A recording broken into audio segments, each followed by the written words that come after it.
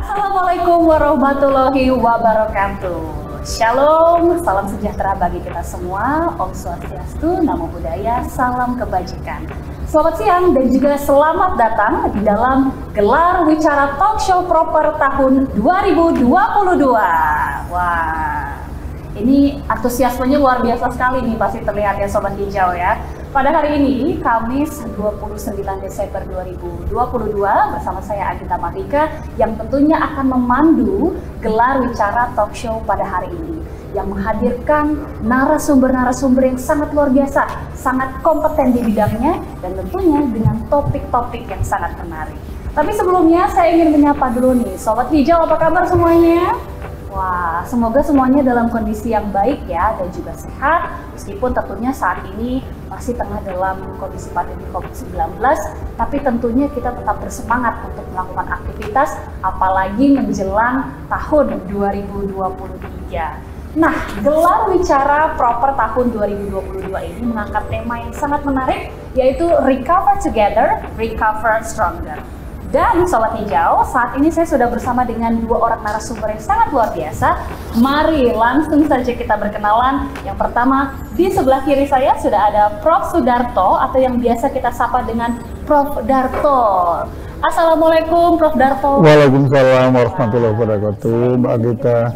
Membacakan profil beliau, merupakan Ketua Dewan Pertimbangan Proper, Guru Besar Universitas Diponegoro, dan juga pemerhati lingkungan hidup. Sehat-sehat Prof? Alhamdulillah sehat, kita sehat ya. Sehat-sehat Prof. Ini mungkin sebelum kita nanti memulai talk show, kita minta Prof juga untuk pantun dikit ya Prof. Ada bocoran ada pantun. Nah, kemudian di sebelah Prof. Darto ini juga sudah ada narasumber yang sering juga muncul di tempat saya bekerja di TV One ya. Sudah ada Bapak Agus Pambagio, pakar kebijakan publik. Assalamualaikum Pak Agus. Waalaikumsalam kita. Wah, ini sudah bersemangat juga. Pak Agus Pambagio pernah juga menjadi Wakil Ketua Pengurus Yayasan Lembaga Konsumen Indonesia atau YLKI, dan saat ini juga menjadi salah satu anggota Dewan Pertimbangan Proper. Bapak-bapak semuanya sudah siap untuk berdiskusi pada hari ini ya? Insya Allah siap. Oke, siap. Nah, jadi mungkin kita awali ke Prof. Darto terlebih dahulu ya. Kita kan melihat ya, Proper ini merupakan salah satu terobosan yang sangat luar biasa. Mungkin masih banyak Sobat Hijau yang belum mengetahui apa sih Prof sebenarnya Proper ini, dan apa juga mungkin bisa dijelaskan lebih lanjut penilaian yang berbeda di tahun 2022 ini Prof. Iya, Mbak Anggita, terima kasih. Jadi Proper itu program penilaian peringkat perusahaan dalam pengelolaan lingkungan hidup. Ada dua kategori. Yang pertama adalah sifatnya itu voluntary, jadi bisa dia ikut dengan suka, bisa juga karena dia diminta, didorong oleh pemerintah daerah, kabupaten kota maupun provinsi. Nah, kategori yang pertama adalah yang disebut sebagai compliant, taat. Kalau sebuah perusahaan melakukan pengelolaan dengan baik, jadi ini terkait dengan kajian lingkungan sebelumnya. Kan perusahaan itu untuk beroperasi harus ada AMDAL, Analis Mengenai Dampak Lingkungan, atau UKL-UPL, upaya kelola lingkungan dan upaya pemantauan lingkungan kalau itu skalanya kecil. Jadi kalau rekomendasi dari AMDAL dan UKL-UPL itu dilakukan dengan baik, perusahaan itu mengelola limbahnya dengan baik, cair, padat, gas, dan sebagainya itu baik, kemudian laporan baik, maka dia mendapatkan peringkat biru. Biru itu B biasa begitu. Jadi kalau saya menganalogikan perusahaan yang dapat B itu seperti mahasiswa saya di kampus itu, kalau dapat B itu biasa gitu. Gitu ya Prof. Nah, bagi mereka yang sudah dapat B itu, kalau 3 tahun berturut-turut sudah dapat B, dia eligible untuk ikut yang compliant namanya Pak. Yang compliant itu adalah hijau dan emas. Nah, yang compliant itu mengelola dengan proaktif. Kalau yang biru tadi masih reaktif. Ada limbah dikelola, EDM supaya Nah, yang Beyond Compliant itu sudah proaktif. Kalau di 2021 sudah menerapkan apa yang disebut dengan life cycle assessment, analisis calon hidup. Jadi mulai dari bahan baku, proses produksi, distribusi, penggunaan sampai dengan limbah. Jadi dari from the cradle to the grave, gitu. Dari buayan sampai kuburan Gitu. Di analisis energi yang digunakan, volume air yang dikonsumsi, emisi yang keluar, timbulan limbah, semuanya di-assess, lalu ada upaya upaya untuk bisa mengurangi semuanya itu. Hasilnya adalah produknya itu berwawasan lingkungan. Ada efisiensi energi, efisiensi air, pengurangan emisi, pengurangan timbulan limbah, dan bisa meningkatkan keanekaragaman hayati dan melaksanakan community development. Kalau bagus dan itu memenuhi passing grade, masuk hijau. Jadi dapat peringkat hijau. Nah, setelah peringkat hijau itu, kemudian dia bisa juga eligible untuk bisa meraih emas. Meraih emas itu kalau yang Mbak Anggita sampaikan tadi, di tahun 2021 itu mereka harus mempresentasikan apa yang disebut dengan inovasi sosial. Jadi kalau LCW tadi adalah iko-inovasi Mbak Anggita. Inovasi di bidang sumber-sumber, ada energi, limbah dan sebagainya, itu adalah inovasi resources. Kemudian yang sosial itu adalah inovasi sosial. Inovasi sosial itu intinya adalah mengintegrasikan Masalah-masalah yang dihadapi oleh masyarakat dengan kebijakan program kegiatan perusahaan. Jadi misalnya Mbak Anggita pernah dengar ada PLTU yang limbahnya itu adalah faba, fly ash bottom ash, itu didaya gunakan untuk produk-produk yang bernilai ekonomi seperti paving, blok, batu bata dengan skema Komdev. Jadi masyarakatnya beruntung, peningkatan kesejahteraan, ada pendapatan, perusahaannya juga beruntung gitu. Limbahnya jadi berkurang gitu. Itu inti dari inovasi sosial. Ada creating share value gitu, ada berbagi nilai gitu. Itu jadi di dokumen hijau kan mereka punya banyak Komdev, lalu community development itu dipilih yang memenuhi kriteria inovasi sosial. Satu terkait dengan core business atau core kompetensi, kemudian menjawab masalah sosial, kemudian ada peningkatan kompetensi sosial, diukur dengan SROI, Social Return on Investment. Jadi perbandingan antara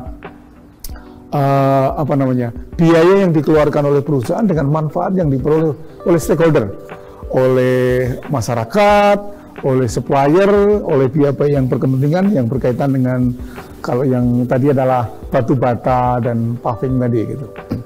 Itu 2021 Mbak Anggita. Jadi kemudian pertanyaan Mbak Anggita bagaimana 2022? Jadi memang betul, proper itu sangat dinamis, inovatif gitu. Ketika 2 tahun kita mengalami bencana, itu ada kewajiban dari perusahaan untuk menunjukkan, untuk mempresentasikan bahwa mereka ada respon terhadap bencana. Nah 2022 ini ketika sudah landai, ada tahapan pertama adalah kandidat emas itu pertama presentasi di depan tim teknis untuk inovasi sosial tadi dan SROI-nya gitu. Lalu setelah itu ada presentasi dari CEO.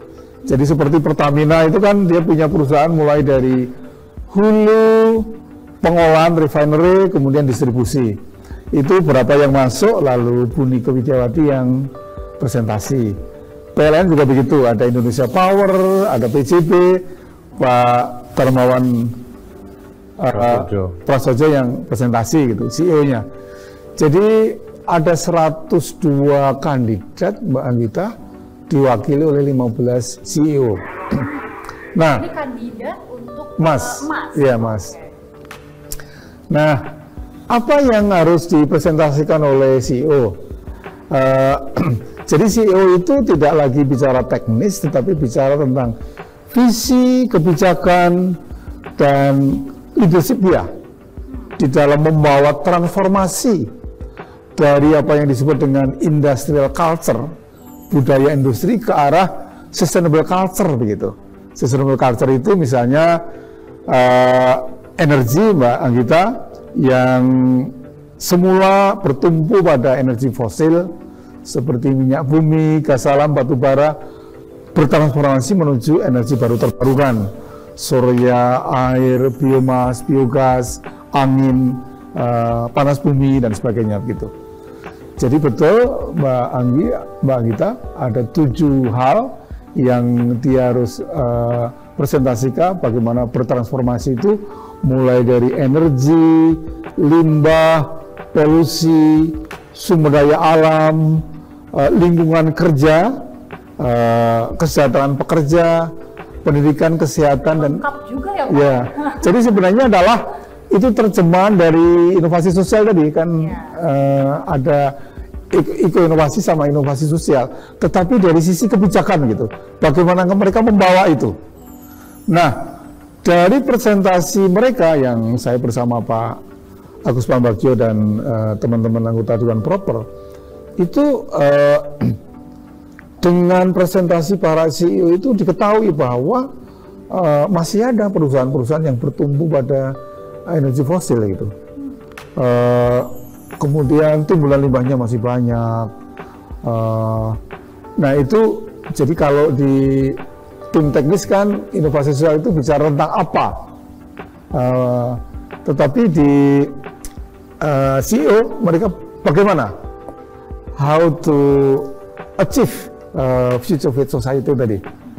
Jadi banyak lesson learn yang bisa diperoleh, dan kalau dari sisi CEO mereka senang juga karena mereka tahu akan dibawa kemana gerbong perusahaannya itu menghadapi zero emission pada 2060 yang sudah dicanangkan oleh pemerintah Indonesia begitu. Wow, luar biasa ya. Ini Sobat Hijau boleh kasih apresiasi dulu ya untuk penjelasan Prof. Darto yang mulai tadi penjelasan secara holistik proper itu sebenarnya apa, dan bagaimana kemudian di tahun 2021 hingga 2022 ternyata sudah ada, ya memang tadi dikatakan Prof ya, proper itu harus dinamis dan juga inovatif, bahkan untuk tahun ini perusahaan ini harus memberikan semacam kontribusi atau respon atas bencana begitu. Iya. Nah, sejauh ini kan tadi Prof sudah mengatakan ada sekitar 102 kandidat emas dan sudah mendengarkan presentasi-presentasi dari CEO. Tapi mungkin mungkin masih banyak yang bertanya gitu ya Prof ya, sebenarnya urgensi dari pelibatan CEO ini sebenarnya apa sih Prof, dan respon dari mereka sendiri seperti apa Prof? Meskipun tadi bilang ya banyak yang senang juga sih. Betul. Jadi kalau kita mencermati ya perjalanan proper itu, keberhasilan perusahaan-perusahaan yang memperoleh emas terutama itu tidak lepas dari leadership. Jadi nampak sekali Mbak Gita. Jadi sebuah perusahaan yang GM-nya waktu itu ya diganti, downgrade mereka, peringkatnya turun gitu. Jadi leadership itu penting di dalam rangka untuk membangun sistem, memotivasi, menginspirasi, membangun visi. Kemudian dengan demikian menginternalisasikan. Jadi perusahaan-perusahaan yang sudah emas itu ibaratnya ya, perilakunya dari tukang sapu sampai CEO itu sudah berbau bernuansa lingkungan dan peduli sosial gitu. DM-nya itu sudah DM lingkungan lah. Jadi itu peran leadership sangat penting. Peran leadership sangat penting. Nah, ini kan tadi Prof. Darto juga bersama dengan Pak Agus di dalam memantau presentasi-presentasi CEO ini. Sekarang kita ke Pak Agus nih, tapi mungkin sebelum Pak Agus sharing bagaimana kemudian presentasi dari para CEO, bagaimana sih Pak melihat inovasi atau penilaian di tahun 2022 ini yang tadi sudah dijelaskan Prof. Darto? Ada menitik beratkan kepada meminta respon bencana, kemudian juga inovasi sosial. Bagaimana kemudian melihat perubahan penilaian properti tahun 2022 ini? Untuk CEO-nya? Khususnya untuk tahun 2022 ada inovasi. Iya, tentu kan ini sebenarnya pas ya situasinya, kita selesai pandemi. Ya belum selesai lah, ya belum ada pengumuman resmi dari harapannya saya kemudian mulai masuk ke resesi dunia ya, dan tidak menentuan berbagai sektor. Jadi peran dari CEO atau program ini itu sebetulnya pas untuk kita bisa mengantisipasi. Sebetulnya tadi sudah dijelaskan panjang oleh Prof. Darto, kesiapan perusahaan ini terhadap ekonomi masyarakatan, sosial, lingkungan itu seberapa jauh. Karena kan kita tidak bisa mengandalkan hanya pada pemerintah yang menggunakan dana ini kan lebih kepada katakan perusahaan swasta dan BUMN yang menjadi motor perekonomian di Indonesia saat ini. Jadi kita melihat bahwa kesiapan terutama yang tadi dapat emas itu CEO-nya keren gitulah ya, visinya visioner, kemudian dia inovatif dan bisa masuk secara fleksibel, tapi tujuannya adalah tadi kita kan mengarah ke green. Tadi Pak Wapres juga sudah sampaikan. Jadi semuanya harus ke sana dan mereka itu saya pikir mereka akan mampu kalau yang kita sudah beli emas inilah. Tentu yang lainnya juga, tapi kan adalah yang ini kurang juga kompetisi gitu. Nah itu tadi sudah di point out juga ya oleh Pak Agus bahwa memang di tahun 2022 ini harus lebih tidak bisa mungkin mengandalkan pemerintah lagi. Bisa, betul. Peran dari CEO dan juga tadi dijelaskan oleh Prof. Darto, leadership dari CEO ini sangat penting tentunya untuk perkembangan ke depannya. Nah berbicara mengenai SDG, Pak Agus, ini kan kata yang sangat sudah cukup populer ya akhir-akhir ini, bahkan beberapa tahun terakhir ini. Dari pandangan Pak Agus selaku pengamat kebijakan atau pengamat kebijakan nasional, apakah proper ini dapat menjadi salah satu cara yang ampuh bisa dikatakan atau mungkin platform untuk pencapaian target SDG? Iya, betul, platform harus ya, tidak boleh ya kira-kira jadi jangan harus.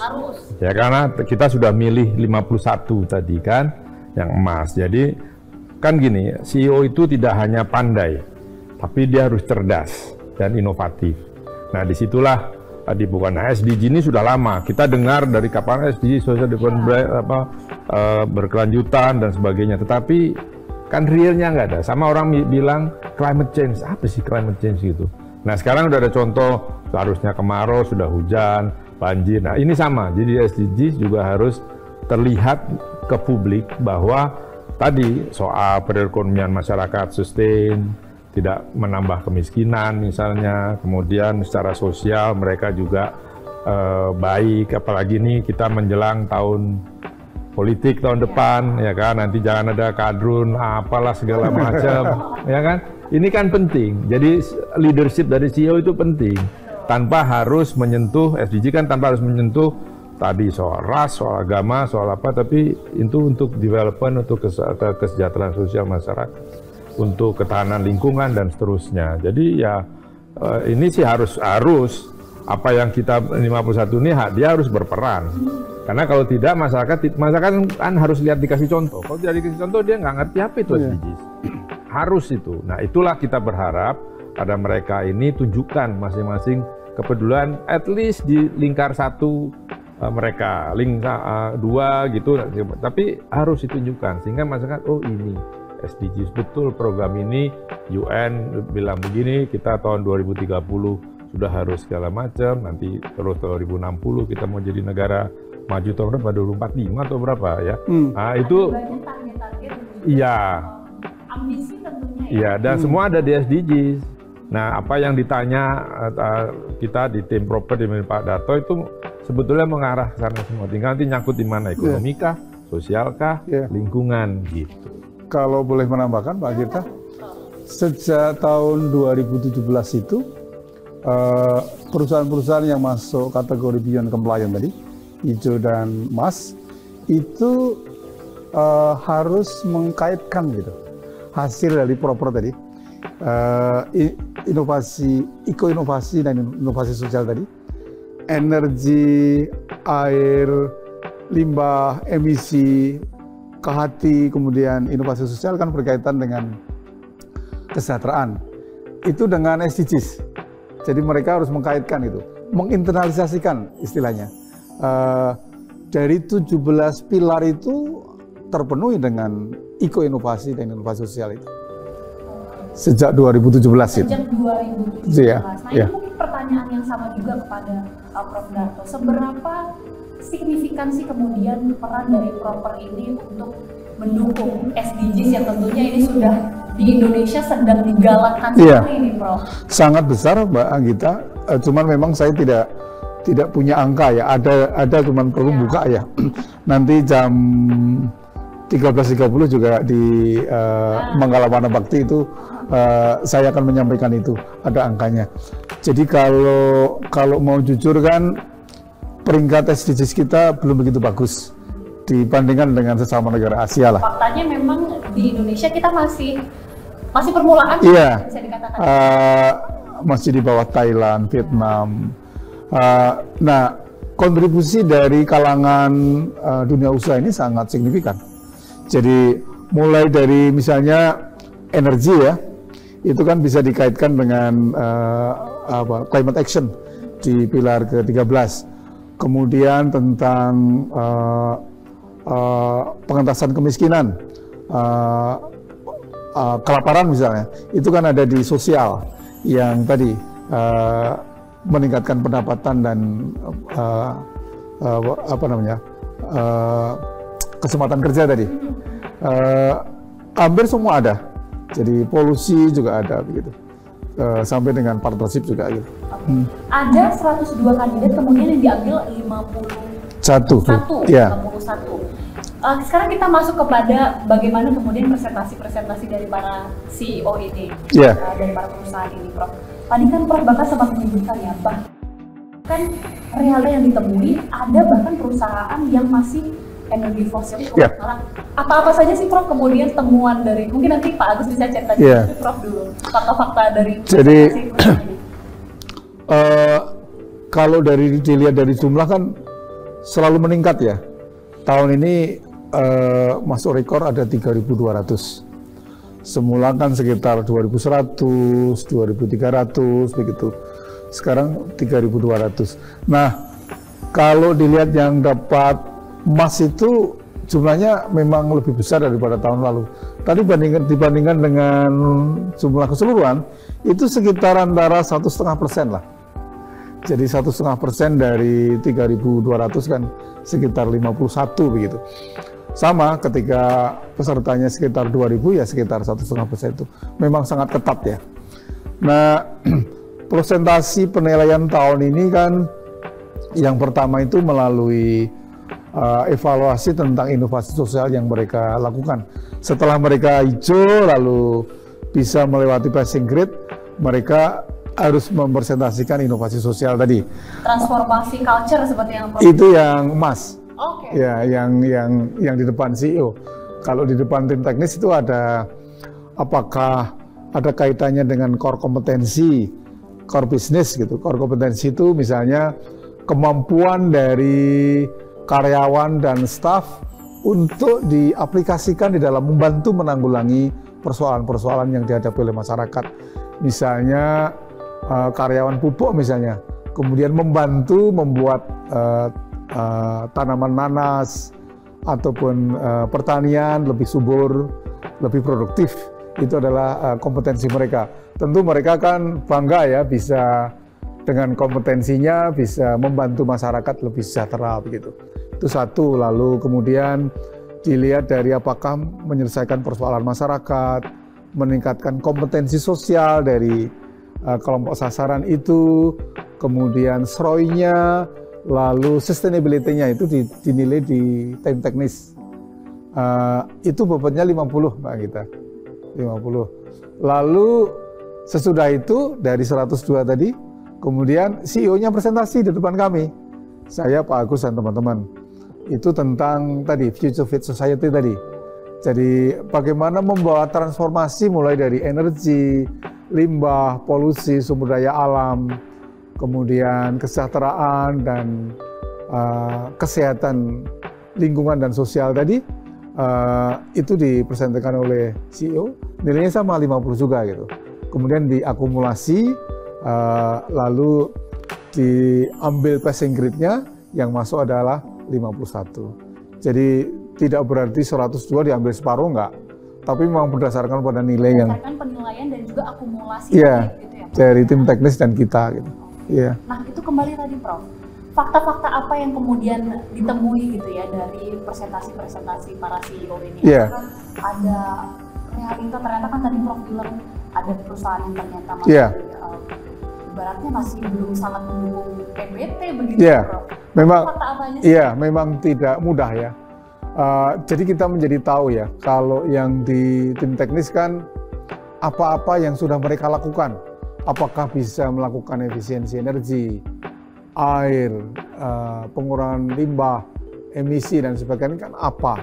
Tapi ketika mereka bicara bagaimana, mereka kan harus tahu where they at now, di mana mereka sekarang. Jadi posisi kita kan tanya, sekarang ini energi Anda itu sebagian besar dari apa? Cerita gitu. Masih bertumbuh pada energi fosil gitu. Lalu bagaimana ke depan gitu? Cukup banyak Prof. Ya ada, tidak banyak lah. Ada. Nah itu berarti kan mendorong mereka untuk kemudian menjadi leadership, itu harus bisa mendorong, membawa transformasi dari apa yang Mbak sebut sebagai industrial culture ke sustainable culture tadi. Saya kira hal itu memang tidak bisa dipecahkan kecuali pada pucuk pimpinan gitu. Tentang energi, tentang timbulan limbah yang masih banyak tadi. Oke, nah itu tadi pandangan dari Prof. Darto bagaimana sih kemudian pada saat proses penilaian dan juga melihat paparan dari para CEO. Pak Agus juga mungkin bisa berbagi seperti apa kemudian pemaparan dari para CEO-CEO ini. Apa saja sih Pak? Ada hal-hal menarik kah atau hal unik?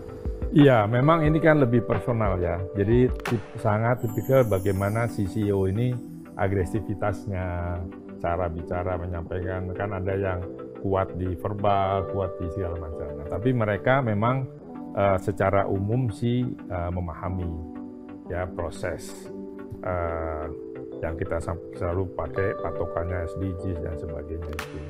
Tapi di dalam itu memang kan karena kita minta CEO ya, meskipun ada yang datang bukan CEO, tapi mereka punya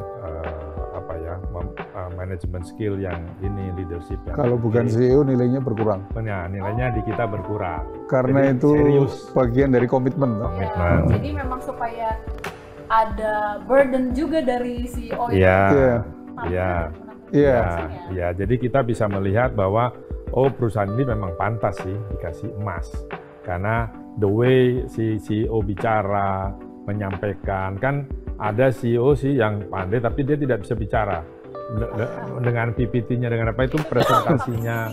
Ya, public speaking itu sangat bergantung. Ada yang ya stres, tegang gitu kan, kita ngeliatnya juga ini dia pasti kalau dari fisiknya jadi dia tegang, artinya pada saat menangani itu dia sering panik. Nah itu kan juga tidak bagus untuk sebuah presentasi. Saya bercanda Mbak Anggita. Jadi ketika selesai presentasi saya bilang ujian dinyatakan selesai.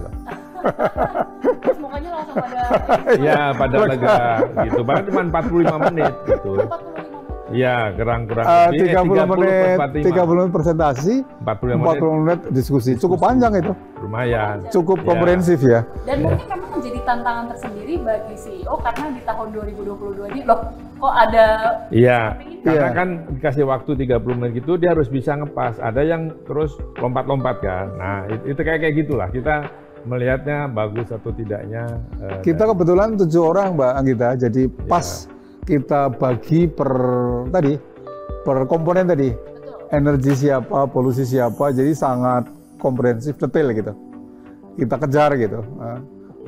Masing-masing punya tugas masing-masing. Berarti pada saat Pak Agus melihat presentasi dari para CEO ini terlihat juga ya bagaimana kemudian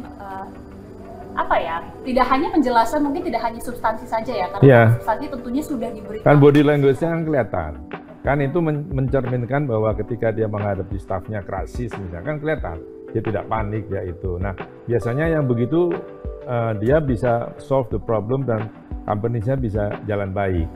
Apakah itu jadi tolak ukur untuk menentukan siapa yang sebenarnya lolos atau masuk ke dalam emas itu? Kan itu teknis, tim teknis kan sudah mengirim ke kita sehingga kita menguji apa betul yang itu kita pengen tahu sih CEO-nya mimpinnya bagaimana gitulah. Kalau kita basisnya itu. Ya. Jadi bagaimana dia mentransformasikan energi dari fosil ke energi baru terbarukan, dari ekonomi linear ke ekonomi sirkuler gitu. Itu basisnya kita di situ. Bagaimana visi, kebijakan, kepemimpinan dia, bagaimana dia mempengaruhi, memotivasi gitu. Ya, karena memang kita harapkan tentunya peran serta dari perusahaan ini untuk mendukung konsep. Iya. Ada satu lagi juga ketika CEO-nya presentasi, pas tanya jawab dia pindah. Nah, artinya kan itu ya mungkin dia lebih tidak menguasai, jadi yang lebih menguasai misalnya direktur operasinya itu juga harus kita perhatikan. Karena kalau CEO kan apapun personal dia harus handle dan dia harus menjelaskan dengan PD gitulah ya. Tapi kalau dia presentasi itu buat saya itu ada dia berarti gitu kurang sip gitu. Ini cukup menarik ya karena tentunya Sobat Hijau juga pasti penasaran bagaimana sih sebenarnya CEO yang selama ini mungkin kita lihat yang beredar di media dan juga tampak cukup percaya diri, tapi ketika di depan bapak-bapak ini kemudian diuji konsepnya dan juga pertanggungjawabannya, kemudian mengelola sistem perusahaan seperti apa. Dari 51 yang sudah terpilih ini nanti kemudian seperti apa sih Pak atau Prof harapannya dan apa langkah-langkah yang akan dilakukan selanjutnya? Iya. Sebenarnya gagasan Green Leadership itu disampaikan oleh Bu Menteri sekitar 2-3 tahun yang lalu ketika kita mengalami pandemi COVID-19, Mbak Gita. Kita waktu itu rapat penentuan melalui online. Lalu Bu Menteri, gini dong, kalau perusahaan-perusahaan yang sudah banyak kali itu, beberapa kali sampai ada perusahaan yang 12 kali dapat emas ya. Itu diberi penghargaan Green Leadership. Lalu kita rumuskan, kemudian kita internalisasikan dalam penilaian itu, seperti sekarang ini. Jadi kata kuncinya itu sebenarnya adalah bagaimana mereka memberikan kontribusi, membawa gerbong perusahaannya itu bertransformasi, Mbak gitu.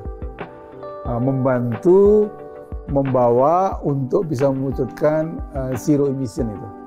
Ya, jadi arahnya ke sana sebenarnya.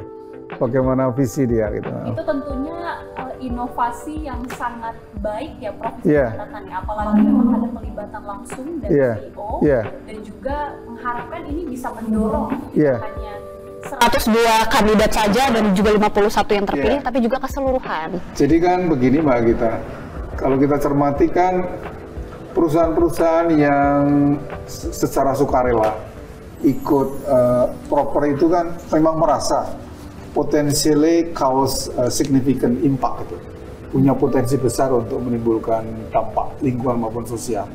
Tapi dalam pandangan kami dengan resources yang mereka miliki, mereka bisa berbuat banyak, bukan hanya untuk mengendalikan, tetapi juga untuk membuahkan lingkungan yang lebih baik, bisa membuahkan kesejahteraan bagi masyarakat lebih bagus begitu. Dengan resources yang mereka punya. Dengan resources yang mereka punya tentunya bisa diharapkan memberikan dampak lebih, tidak hanya lingkungan, sosial, tapi juga mungkin bisa menginspirasi juga untuk pihak-pihak lain. Kita akan masuk ke bagian terakhir. Kita ingin melihat juga ya bagaimana kemudian visi ke depan, apalagi Proper ini diawali di tahun 2022 dengan terobosan yang sangat luar biasa Prof dan juga Pak Agus.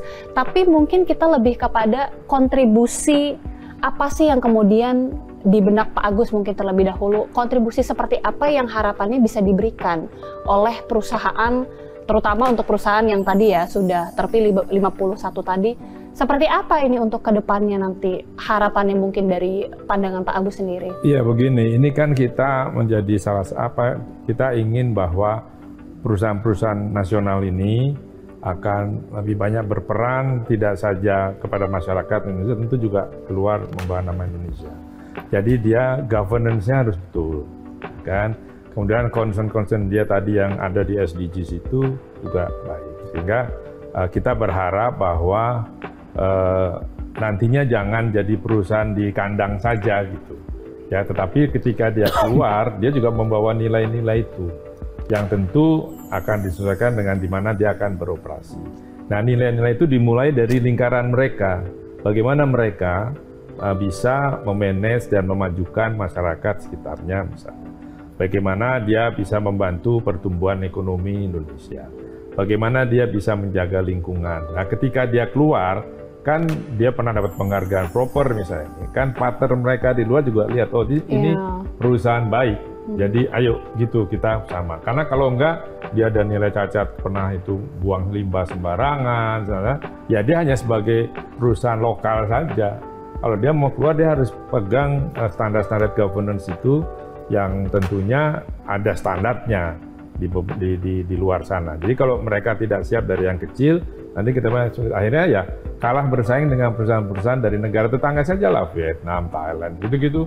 Yang itu yang saya berharap besar pada mereka yang sudah masuk proper ini ketika mereka masuk ke industrinya. Tidak saja di sini, mereka bisa bersaing karena nilai-nilai itu sudah mereka pegang. Dan memang faktanya bahkan sudah hampir seluruh dunia begitu ya, indikator SDG dan juga kepedulian terhadap lingkungan itu bahkan menjadi faktor yang salah satu kompetitif, syarat kompetitif juga begitu ya Pak ya. Kan mereka bisa menunjukkan bahwa Indonesia ini concern sama dengan Anda. Jadi jangan disepelekan. Nah, itu kan harus ada contoh ya. Ini terbuka begini dunia, tinggal dia cek di mbah Google itu dapat semua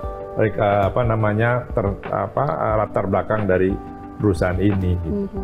Dan juga diharapkan proper ini juga bisa menjadi salah satu tolak ukur awal untuk memberikan mungkin inspirasi juga untuk perusahaan-perusahaan lainnya. Nah, sekarang terakhir Prof. Darto mungkin bisa disampaikan closing statement ataupun harapannya juga, silakan Prof. Mbak Anggita, jadi sesungguhnya segala inovasi yang inisiasi di proper itu sesungguhnya untuk kemanfaatan perusahaan juga. Jadi selama ini kan orang itu memandang lingkungan dan ekonomi itu dikotomis, Mbak. Kalau Anda ingin profit banyak, ya jangan perhatikan lingkungan. Kalau Anda memperhatikan lingkungan, ya tinggalkan dulu profit gitu. Itu dikotomis. Nah, proper itu membuktikan bahwa bisa sinergis gitu. Jadi dengan mengelola proaktif tadi dengan LCA tadi, kan bisa menghemat energi, mengurangi timbunan limbah, mengurangi air, volume air. Ini kan keuntungan perusahaan begitu. Dengan melakukan inovasi sosial, bukan hanya masyarakat yang beruntung, tapi juga perusahaan gitu. Jadi saya kira kata kuncinya adalah lingkungan dan ekonomi itu bukan dikotomi, tapi sinergi. Mantap. Karena itu maka mengelola lingkungan itu harus menjadi budaya. Gitu. Luar biasa. Terakhir juga boleh dari Pak Agus closing statement juga. Ya, jadi meneruskan Prof. Darto tadi, jadi bahwa sebuah perusahaan itu memang perlu profit, tapi perusahaan itu juga harus menjaga lingkungan dan juga apapun kebijakan perusahaan itu harus sesuai dengan apa yang sudah digariskan oleh pemerintah.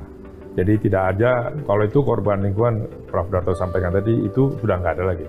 Sinergitas itu menjadi penting dan itu terbukti di beberapa perusahaan multinational company juga melakukan hal itu dan dia bisa maju. Jadi jangan khawatir bahwa memperhatikan lingkungan, menjaga lingkungan, mengkonserv lingkungan itu akan menghambat investasi, tidak. Betul.